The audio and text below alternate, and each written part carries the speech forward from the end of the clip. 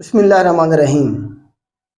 फ़लस्तीन Israel conflict, इस पे already एक लेक्चर हो चुका है जिसमें हमने देखा कि यहाँ मिडल ईस्ट में इसराइल को कैसे बनाया गया। ये इसराइल जो है ये दुनिया में वाहिद यहूदियों की रियासत है, ज्यूइश स्टेट इसे हम कहेंगे। तो ये किस तरह से बनी हम लास्ट लेक्चर में देख चुके हैं। आज इसका पार्ट 2 है। जब ये रियासत बन गई तो उसके बाद यहाँ किस तरह से जंगें हुई, अरब इजराइल वार होंगी और ये करंट जो सिचुएशन है यहाँ तक ये किस तरह से पहुँचे, ये सारा आज हम डिस्कस करेंगे। तो लास्ट टाइम हमने डिस्कस किया था कि 14 मई 1948 को इसराइल की बर्थ हो गई।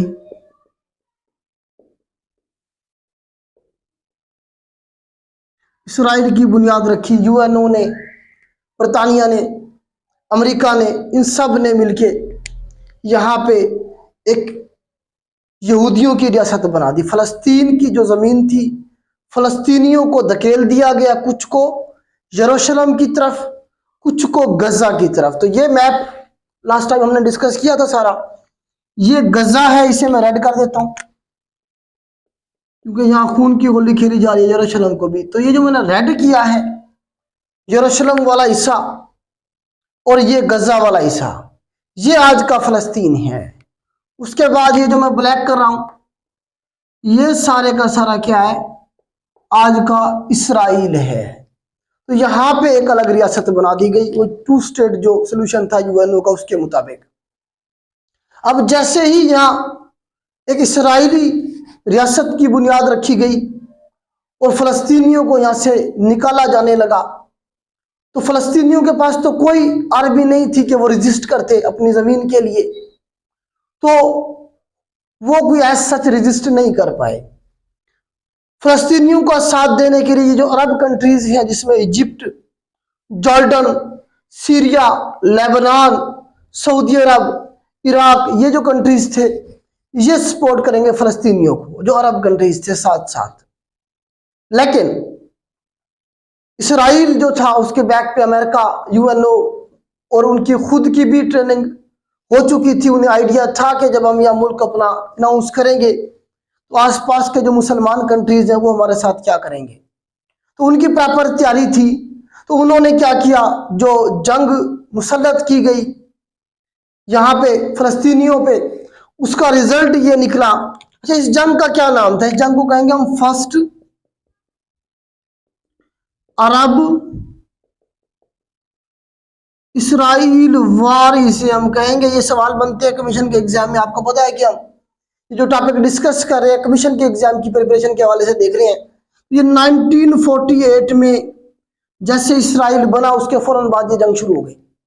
अच्छा, इस जंग का नतीजा ये निकला कि इसराइल जंग जीत गया और ये जो सारे अरब कंट्रीज थे ये जंग हार गए। फ़लस्तीनियों के पास, मैंने आपको बताया, कोई आर्मी नहीं थी क्योंकि ये सारा इलाका बरतानिया के कंट्रोल में था। बरतानिया जा रहा था तो वो यहाँ जाते हुए क्या बना गया, इसराइल बना गया। तो फ़लस्तीनी ऐसा रेजिस्ट नहीं कर पाए, अरब जो कंट्रीज थे, तो वो ये सारी की सारी जंग हार गए। अच्छा, 14 मई को इसराइल की बुनियाद रखी गई। उससे अगले दिन 15 मई को यहाँ इसराइल ने इलाकों में जब कब्जा किया तो यहाँ से 7.5 लाख फ़लस्तीनी जो थे उन्हें उनकी ज़मीनों से महरूम करके उन्हें कुछ को गजा में जो मुहाजिरीन के कैंप बनाए गए, कैंपों में रखा गया, कुछ को यरूशलेम में। इस तरह से जो फ़लस्तीनी थे उन्हें उनकी ज़मीन से बेदखल कर दिया गया। तो जिस डेट को बेदखल किया गया था उस डेट को फ़लस्तीनी आज भी याद रखते हैं, 15 मई 1948। वो इसे याद रखते हैं नकबा डे के नाम से, नकबा डे। ये सवाल पूछा गया पेपर में कि नकबा डे कब मनाया जाता है, तो हर साल 15 मई को नकबा डे। नकबा डे क्या दिन था? वो दिन था जिस दिन 15 मई को, जिस दिन 7.5 लाख फ़लस्तीनियों को उनकी ज़मीन से निकाल दिया गया और वहां पे एक इसराइली जो रियासत थी वो बना दी गई। अब जंग का नतीजा क्या निकला, मैंने आपको बता दिया कि जो अरब कंट्रीज थे वो जंग हार गए, जो यहूदी थे, जो इसराइली थे, वो जंग जीत गए और उन्होंने अपने आप को स्टेबल कर लिया। इस सारे सिनेरियो में इजिप्ट का एक रोल होगा, तो इजिप्ट को हम यहाँ पे जो है इग्नोर नहीं कर सकते। इजिप्ट में इस फर्स्ट अरब इसराइल वार के दौरान यहाँ पे अभी यूके बैठा हुआ है, यहाँ पे अभी बरतानिया बैठा हुआ था। बरतानिया यहाँ से 1952 में निकलता है। 1952 तक इजिप्ट जो था ये बरतानिया के अंडर ही था। तो यहाँ जब बरतानिया है, रियासत जो इसराइल है वो बरतानिया खुद बनवा रहा है, तो हुकूमती लेवल पे तो इजिप्ट फलस्तीनियों का साथ नहीं देगा। लेकिन यहाँ एक तंजीम बनेगी, अखवान उल मुस्लिमीन। अखवान उल मुस्लिमीन के नाम से एक तंजीम थी, यहाँ पे आज भी मौजूद है मिस्र में। तो अखवान उल मुस्लिमीन जो थी ये 1928 में बनी थी। हसन अल बना ने ये बनाई थी, हसन अल बना ने ये बनाई थी। पूछता है पेपर में अखवान उल मुस्लिमीन कब बनी, किसने बनाई? हसन अल बना। तो अखवान उल मुस्लिमीन जो थी, हसन अल बना की तंजीम ये सपोर्ट करती है इस जंग में इजिप्ट की तरफ से फलस्तीनियों को। फर्स्ट अरब इसराइल वार के बाद जंग हार गए अल्टीमेटली, कुछ हाथ नहीं आया। तो वो जो यहाँ के लोग थे फलस्तीन के, कुछ यरूशलेम में थे, कुछ गजा में थे, तो वो कैंपों में जो थे मुहाजिरीन की तरह अपनी जिंदगी गुजारने पे मजबूर हुए। और ये जो गजा का इलाका था ये मिस्र को हैंड ओवर कर दिया गया। मिस्र को कहा कि आप इसकी देखभाल करें। जो यरूशलेम का इलाका था ये जॉर्डन को दे दिया गया और इसे नाम दिया गया वेस्ट बैंक का, क्योंकि यहां से ऊपर से जॉर्डन रिवर आ रहा है। तो जॉर्डन रिवर की जो वेस्टर्न साइड वाला हिस्सा था ये वाला, इसे वेस्ट बैंक का नाम दिया गया। इससे पहले वेस्ट बैंक की टर्म यूज नहीं होती थी। जॉर्डन रिवर की ये वेस्ट वाली साइड है तो इसलिए हम इसे क्या कहेंगे, वेस्ट बैंक कहेंगे। अब यहां से आगे चलते हैं हम। आगे चल के इजिप्ट में थोड़ी सी तब्दीली होगी कि यहां से बरतानिया चला गया 1952 में।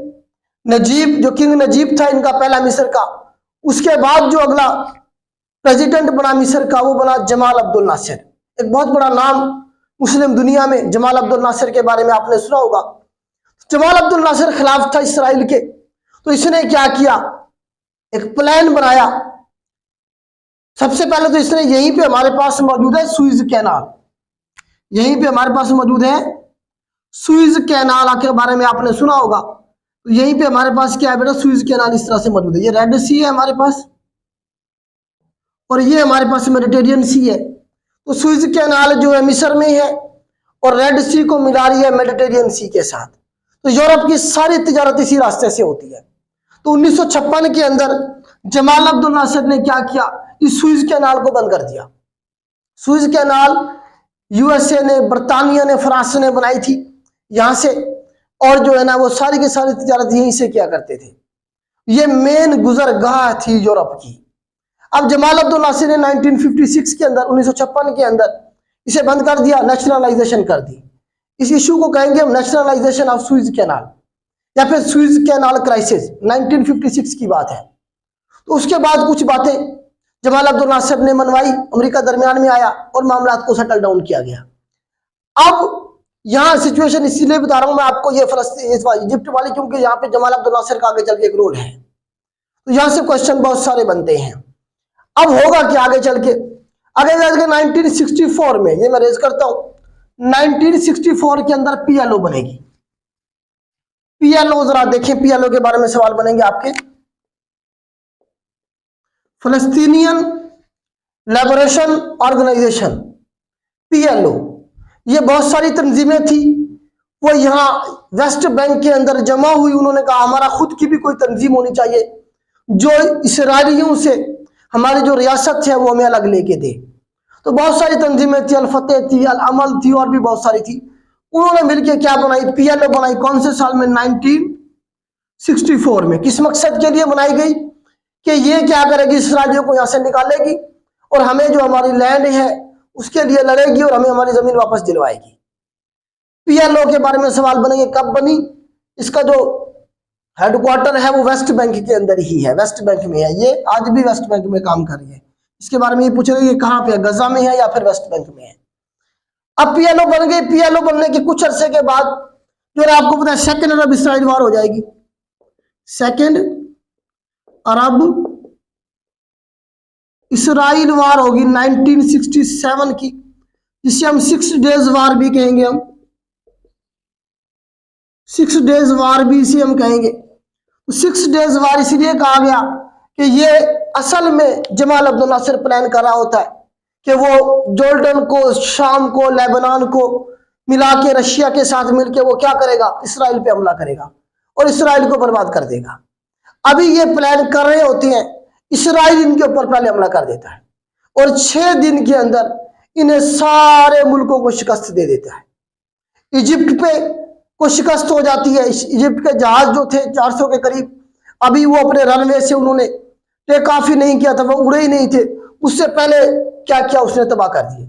इसी तरह से जॉर्डन की एयरफोर्स को तबाह किया, इसी तरह से शाम जो था उसकी एयरफोर्स को तबाह कर दिया। 6 दिन के अंदर इसराइल ने जंग जीत ली। अब 6 दिन में जब उसने जंग जीत ली तो उसका रोब दबदबा बढ़ गया दुनिया में, उसकी बात ही कुछ और थी। तो इस दौरान क्या होगा, सिर्फ जंग उसने जीती नहीं इसराइल ने मिस्र का ये सिनाई का इलाका जो था इस पर कब्जा कर लिया। सुएज कैनाल पे भी एक साइड जो थी उस पर कब्जा कर लिया गया। जॉर्डन का यहां अकबा पोर्ट थी, अकबा पोर्ट, इसके ऊपर कब्जा कर लिया। शाम का गोलान हाइट का इलाका है, Golan height, Golan height, Golan height,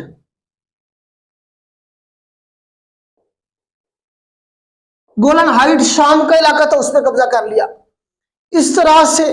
और ये गजा पे भी कब्जा कर लिया और यरूशलेम पे भी कब्जा कर लिया। इस तरह से इसराइल ने क्या किया, अपने आप को यहां पे एक मजबूत किस्म का मुल्क जो था साबित किया। अब जब ये मुल्क जंग हार गए तो उसके बाद क्या होगा, इन्होंने बातचीत पे आना था। आगे चल के मिस्र जो है, जमाल अब्दुल नासिर मर जाएगा 70 में, उसके बाद अगला जो प्रेसिडेंट आएगा वो अनवर सादात आएगा मिस्र का। अनवर सादात क्या करेगा, इसराइल के साथ अपने ताल्लुकात अच्छे कर लेगा। 1978 में, 1978 के अंदर अपने ताल्लुकात अच्छे कर लेगा, अपना इलाका वापस करवा लेगा और इसराइल को तस्लीम कर लेगा। तो पहला कंट्री जिसने, पहला अरब मुल्क, पहला अरब कंट्री का वो कहेगा जिसने इसराइल को तस्लीम किया वो इजिप्ट था 1978 में। अनवर सादात को आपको पता है पहला नोबेल प्राइज भी दिया गया। तो कैंप डेविड एग्रीमेंट में जो इजिप्ट था, मिस्र था, इसने ताल्लुकात अच्छे कर लिए इसराइल के साथ, इसराइल को तस्लीम कर लिया। इसराइल ने उसका इलाका छोड़ दिया, सनाई का इलाका छोड़ दिया। इस तरह से बाद में 1994 में जाके जॉर्डन में अपने ताल्लुकात अच्छे कर लेगा और अपनी अकबा की पोर्ट वापस ले लेगा। आगे चल के जो सीरिया है, सीरिया अपने ताल्लुकात अच्छे नहीं करेगा इसके साथ, और आज भी जो गोलन हाइट है वो इसराइल के कब्जे में है।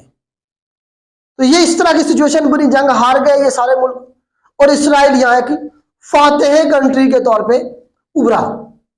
6 दिन में उसने जंग खत्म कर दी। अब आगे चल के जब ये सारे जो अरब कंट्रीज थे अपने ताल्लुकात जो थे नॉर्मलाइज कर रहे थे इसराइल के साथ, तो अब फलस्तीनियों ने अपनी जंग खुद लड़नी थी। फलस्तीनियों ने अपनी जंग खुद लड़नी थी, क्योंकि जो गजा है ये तकरीबन कोई 15 से 20 किलोमीटर चौड़ी और तकरीबन कोई 40 किलोमीटर जो है ना लंबी एक पट्टी है। इसमें तकरीबन 22 लाख फलस्तीनी है और वो जो है ना कैंपों में की शक्ल में रहती है। और ये एक किस्म की खुली जेल है। गजा के अंदर बिजली, पानी, कोई चीज भी जो है जाएगी गजा के अंदर वो इसराइल की इजाजत के बगैर नहीं जा सकती। इसराइल की आर्मी है, इवन वो सीमेंट भी नहीं ले जाने देते कि वो कहीं पे बंकर ना बना ले, लोहा नहीं जाने देते कि हमारे खिलाफ कोई हथियार ना बन जाए। इस तरह का बिजली, पानी, हर चीज पे उनका कंट्रोल है। तो वो जो आबादी है सारी वो कैंपों की शक्ल में रहती है, गजा में भी और वेस्ट बैंक में भी मैक्सिमम जो आबादी है। तो इस तरह से अब ये जो सारे इलाके थे ये किसके पास चलेगा, अब इसराइल के पास चलेगा। अब आगे चल के हम देखेंगे कि फर्स्ट इंतफादा, फर्स्ट अपराइजिंग शुरू हो जाएगी। इसे मैं रेज करता हूं, पीएलओ याद रखिएगा 1964 में बनी। आगे चल के देखते हैं हम जरा फर्स्ट इंतफादा, जिसे हम कहते हैं फर्स्ट अपराइजिंग।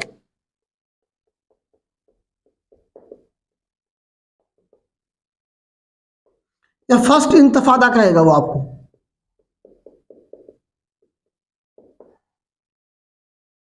तो ये शुरू होगा बेटा 1987 में और 1993 तक चलेगा ये। फर्स्ट इंतफादा कब शुरू हुआ, पेपर में पूछा जाता है। तो ये शुरू होगा 1987 में। हुआ क्या था, अब गजा के अंदर कैंपों में मुहाजिरीन की शक्ल में फलस्तीनी मौजूद थे और इसराइल क्या करता था, उन्हें कंट्रोल करता था। तो इसराइल का एक ट्रक जा रहा था, वो क्या करता है, मुहाजिरीन के कैंप के साथ टकराता है, धमाका होता है और उसमें बहुत सारे जो फलस्तीनी थे वो शहीद हो जाते हैं। अब उनका जब जनाजा होता है, 1987 की बात है, 1987 की ये बात है, जनाजे में अवाम निकल आती है बड़ी तादाद में और वो इसराइल के खिलाफ एहतजाज करना शुरू कर देते हैं कि इन्होंने जानबूझ के ये किया है। तो इस तरह से गजा के अंदर क्या शुरू हुआ, इसराइलियों के खिलाफ एहतजाज शुरू हुआ, फिर पत्थर मारने शुरू किए। इस तरह से आहिस्ता आहिस्ता जहां पे भी इसराइली मौजूद थे, यहूदी मौजूद थे, उनके पर फलस्तीनियों ने हमले करने शुरू कर दिए। अब इस तरह से एक पूरी तहरीक बन गई गजा में। देखते ही देखते वेस्ट बैंक में आपको पता है पीएलओ बैठी हुई थी और पीएलओ को ऐड कर रहा था कौन, पीएलओ को हमारे पास ऐड कर रहे थे यासिर अरफात। यासिर अरफात साहब क्या कर रहे थे, पीएलओ को ऐड कर रहे थे। तो इस तरह से वेस्ट बैंक में भी जो फलस्तीनी थे उन्होंने हमला करना शुरू कर दिया इसराइलियों पे। एक पूरे का पूरा इसे वो क्या कहा जाता है, फर्स्ट इंतफादा, फर्स्ट अपराइजिंग, पहली वेव जो आई। इस तरह से बड़े पैमाने के ऊपर क्या हुआ, हमले शुरू हो गए फलस्तीनियों की तरफ से इसराइलियों पे, यहूदियों पे, और ये चलता रहा। अब जो पीएलओ थी वो एक बड़ी ताकतवर के उभरी, क्योंकि पीएलओ हेड कर रही थी और पीएलओ की तरफ से जो उसके अस्करी विंग थे उन्होंने हमले भी करने शुरू कर दिए थे। और पीएलओ का मोटो ये था कि हम पूरे का पूरा ये जो इसराइल है ये लेंगे क्योंकि ये हमारी सरजमीन है। इसीलिए लोगों की सपोर्ट किसके साथ थी, पीएलओ के साथ थी। उसी साल में 1987 की बात है, 1987 की बात है जी।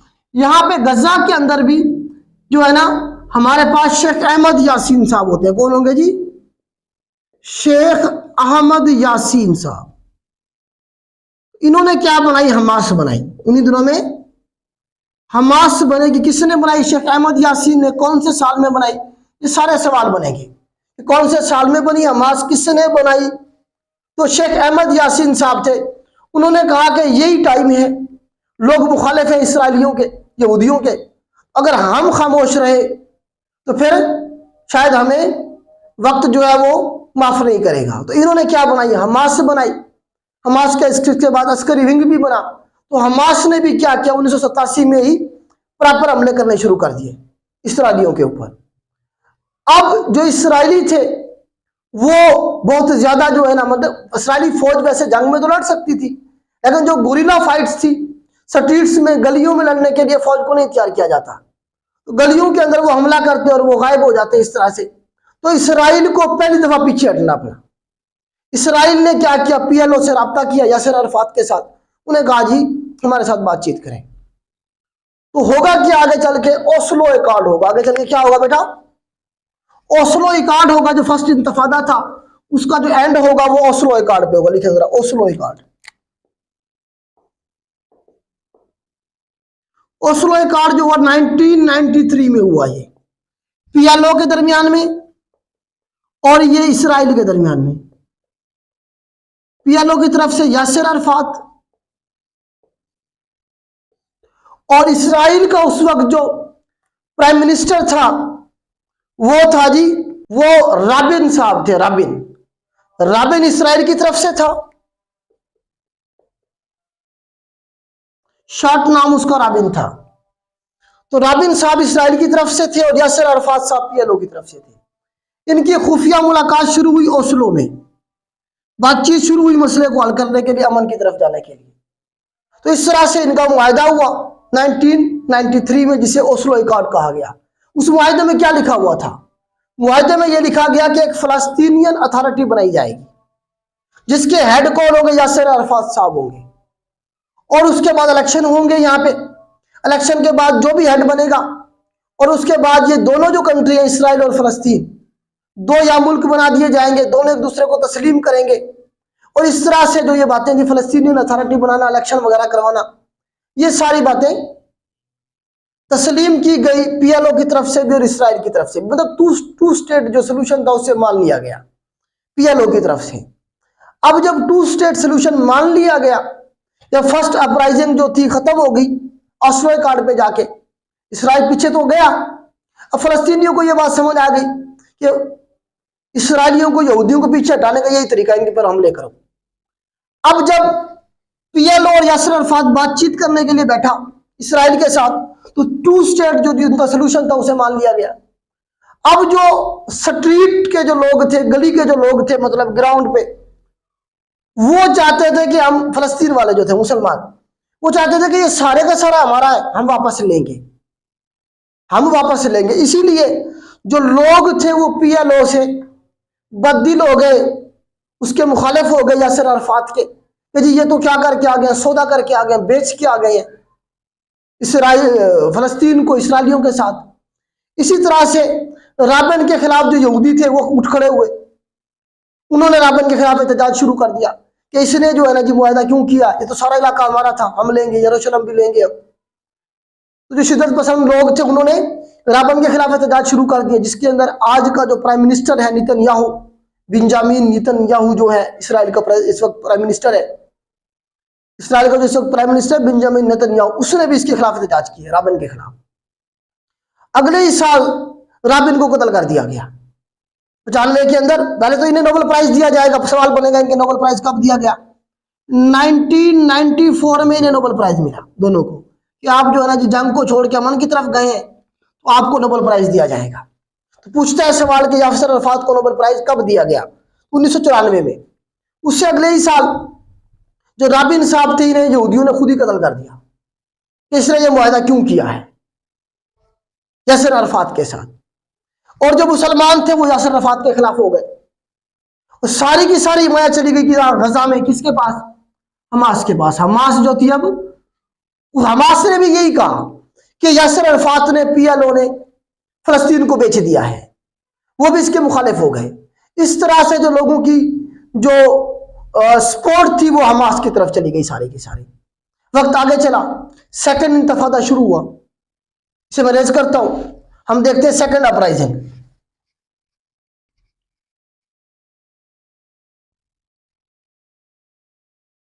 अच्छा, ये ऑस्लो कार्ड हुआ था ना जी, इसमें कोई खातिर खा अमल नहीं हुआ, फलस्तीन अथॉरिटी बन गई थी। लेकिन उसके बाद जब उसे राबिन को कत्ल कर दिया गया तो इसराइल ने फिर जो बाकी मुआहदे का जो बाकी शिकें थी उन पे कोई अमल नहीं हुआ, वो पीछे हट गए थे। उसके बाद इलेक्शन में जीत के ये आ गया था जो इस वक्त बैठा हुआ है बेंजामिन नेतन्याहू, इसने उस मुआहदे को खत्म कर दिया, साइड पे कर दिया था। सेकंड इंतफादा, सेकंड अपराइजिंग, ये शुरू होगी जी 2000 में, ये 2005 तक चलेगी, 2000 से लेके 2005 तक। ये कैसे शुरू हुई? ये इस तरह से शुरू हुई कि इसका इसराइल का जो प्राइम मिनिस्टर था वो मस्जिद अक्सा में घुस जाता है, 1000 गार्ड लेके उधर घुस जाता है और जाके ऐलान करता है, तकरीरें करता है, जी हम ये करेंगे और वो करेंगे, इसे भी लेंगे, हम जी थर्ड टेंपल बनाएंगे। मैंने आपको टेंपल की सारी कहानी बताई है कि हम जो थर्ड टेंपल बनाएंगे और ये करेंगे और वो करेंगे। तो फिर जो फलस्तीनी थे वो बाहर निकले, उन्होंने फिर हमले करने शुरू कर दिए और ये 2005 तक चलता रहा। इसी दौरान क्या होगा जी, यासिर अराफात की डेथ हो जाएगी।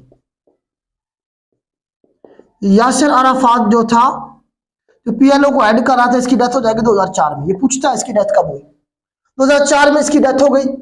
और उसके बाद ये देखिए कि सेकंड इंतफादा चल रहा था, अभी सेकंड इंतफादा चल रहा। यासिर अराफात के बाद पीएलओ का अगला जो हेड बनेगा वो बनेगा महमूद अब्बास। महमूद अब्बास ये इस वक्त भी बैठा हुआ है। इस वक्त जो फलस्तीन का जो आप कह लें प्रेसिडेंट जो है या पीएलओ को जो हेड कर रहा है वो महमूद अब्बास साहब है। इनकी अपनी पार्टी वैसे अल-फतह थी, अल-फतह पार्टी से था ये, और अल-फतह पार्टी जो थी वो पीएलओ का हिस्सा थी, ये पीएलओ का हिस्सा बन गई थी, इसमें शामिल हो गई थी। तो नेक्स्ट यासिर अराफात के वफात के बाद पीएलओ का चेयरमैन कौन बना? महमूद अब्बास साहब बना। इस वक्त भी यही है। तो इस तरह से जो है ना 2005 तक ये सेकंड इंतफादा चला और यहूदी फिर पीछे हटे, इसराइली जो थे, और उन्होंने क्या किया, उन्होंने कहा जी गजा के अंदर या वेस्ट बैंक में जो हमारी फौज है हम उसे वापस बुला लेते हैं। सेकंड इंतफादा का इख्तिताम किस पे हुआ? यहूदियों ने, इसराइलियों ने अपनी जो फौज थी गजा से निकाल ली बाहर, गजा से भी और यरूशलेम से भी। एक दफा फिर फलस्तीनियों की जीत हुई। अब आगे चल के 2006 में इलेक्शन हो जाएंगे। फलस्तीनी अथॉरिटी बन चुकी थी।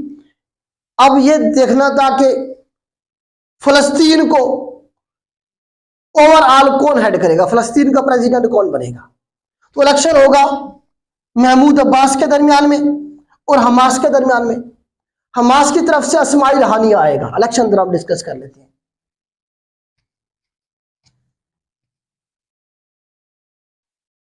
इलेक्शन इन पैलेस्टाइन, फलस्तीन में क्या होंगे? जो इलेक्शन होंगे, एक तरफ से हमास की तरफ से इस्माइल हानिया आएगा,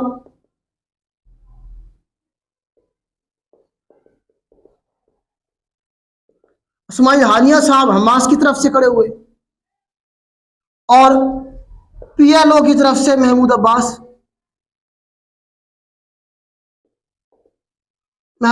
साहब थे। तो दोनों इलेक्शन में गए। अब जो इसराइल ये चाहता था कि पीएलओ या महमूद अब्बास जीत जाए, अमेरिका भी यही चाहता था, यूएनओ भी यही चाहते थे, क्योंकि पीएलओ बातचीत करती थी, हमास कोई बातचीत नहीं करती। हमास का ये था कि हम इसराइल को नहीं मानते, ये सारा इलाका हमारा, हम लेंगे वापस। पीएलओ वाले कहते थे टू स्टेट सोल्यूशन के ऊपर आ गए थे। तो सारी की सारी जो सपोर्ट थी वो इस्माइल हानिया को चली जाती है। सारे जो लोग थे फलस्तीन के, वो इस्माइल हानिया को, हमास को सपोर्ट करते हैं। और जिसका खतरा था वही होता है कि इस्माइल हानिया एक भारी अक्सरियत के साथ जीत के आता है। जब ये जीत के आया तो फलस्तीन, ये जो आपका पीएलओ था, फलस्तीनियन लिबरेशन ऑर्गेनाइजेशन जो थी, महमूद अब्बास साहब जो थे, इसने कहा जी हम नहीं मानते इलेक्शन को, और इन्होंने इक़्तिदार ट्रांसफर नहीं किया इस्माइल हानिया को, क्योंकि अमेरिका भी नहीं चाहता था। अमेरिका ने हमास पे पाबंदियां लगाई हुई थी, दहशतगर्द डिक्लेयर किया हुआ था ये।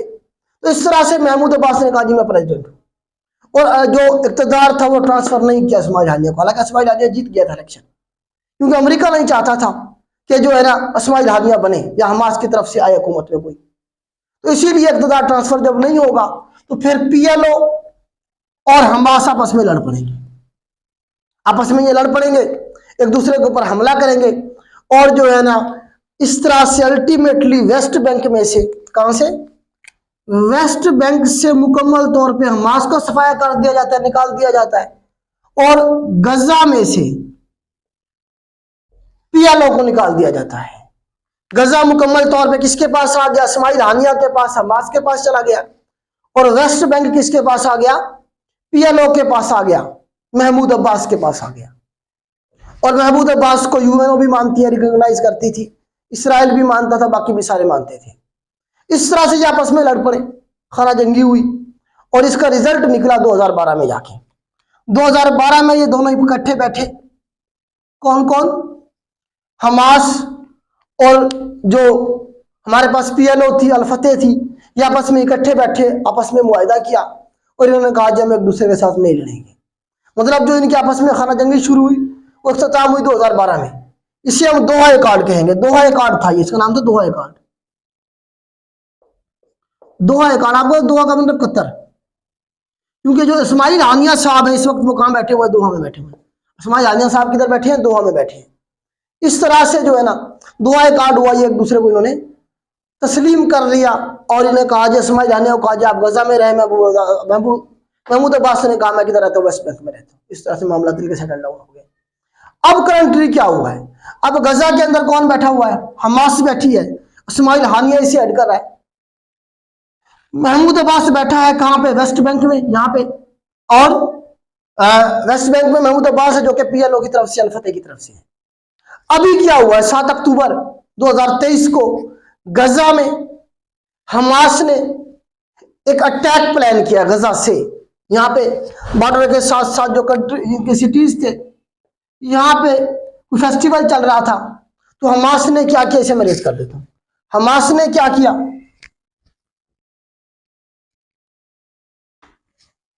हमास ने 7 अक्टूबर 2023 की बात है, अल-अक्सा फ्लड, अलेक्सा फ्लड के नाम से इन्होंने ऑपरेशन लॉन्च किया, यहां से गजा से, समंदर से भी, जमीन से भी और जो ऊपर हवा से भी। इस तरह से यहाँ पे फेस्टिवल चल रहा था इसराइल के अंदर, और वहां जो है ना क्या होगा जी, सुबह के वक्त 7-8 बजे का टाइम था, इन्होंने अटैक किया फेस्टिवल पे और यहूदियों को मारा। तकरीबन कहा जाता है 300 के करीब यहूदी जो थे वो उन्हें कत्ल कर दिया गया, और 120 से 150 के दरमियान जो यहूदी थे उन्हें वो कैदी बना के वापस ले आए गजा के अंदर।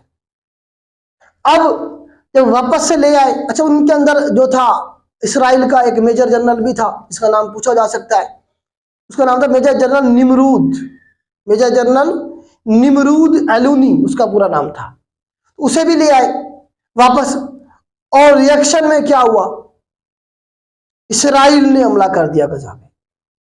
और जो हमला किया उन्होंने टैंक के जरिए, हवा के जरिए, और तकरीबन कोई 9000 के करीब जो फलस्तीनी है अभी तक वो शहीद हो गए, और जंग जारी है, जंग जारी है। इसमें ये जो अलेक्सा फ्लड के नाम से जो अटैक किया गया, इसे किसने प्लान किया? इसे प्लान किया मोहम्मद डेफ ने।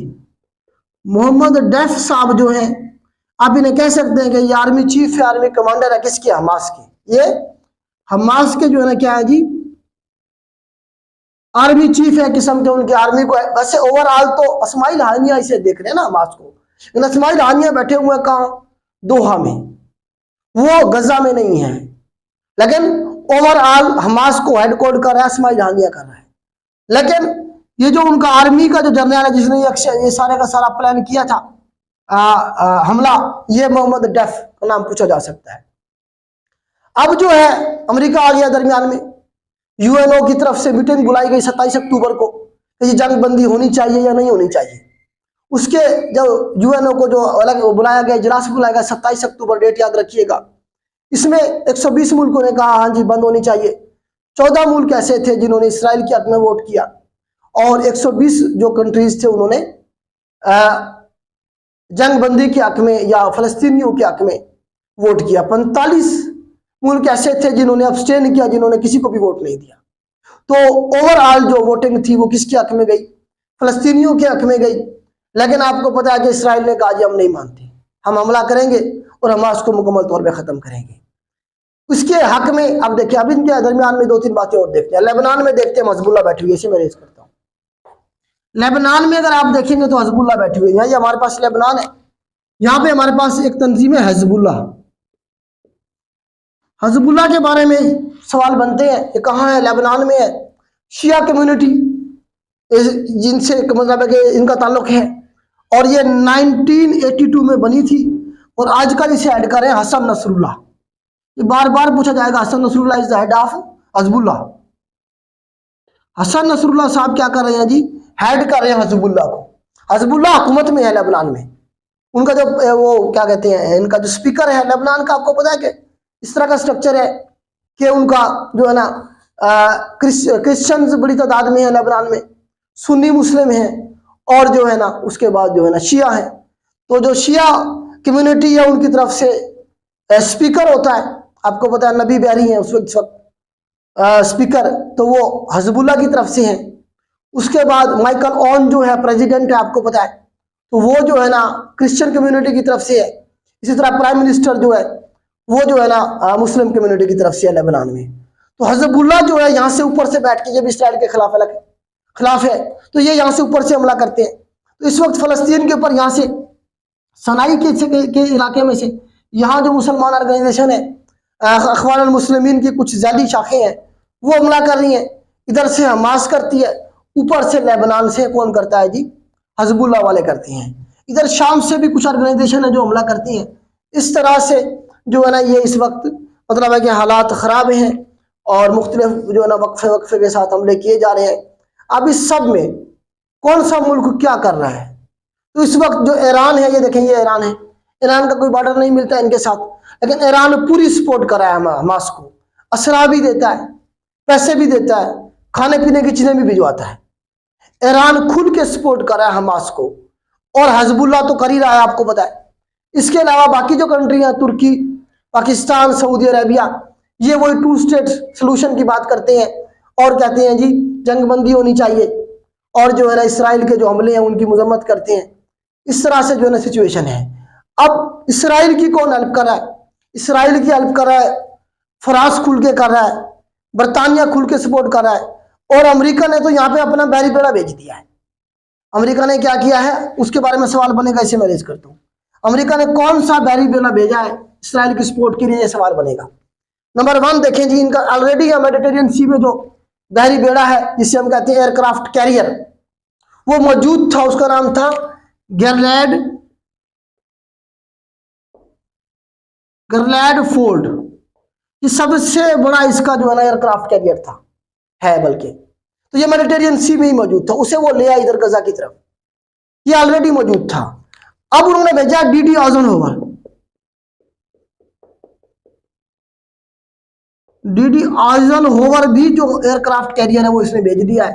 अब 2 जो एयरक्राफ्ट कैरियर हैं वो यहां पे आके इसराइल की हेल्प के लिए मौजूद है गजा के पास मेडिटेरियन सी में।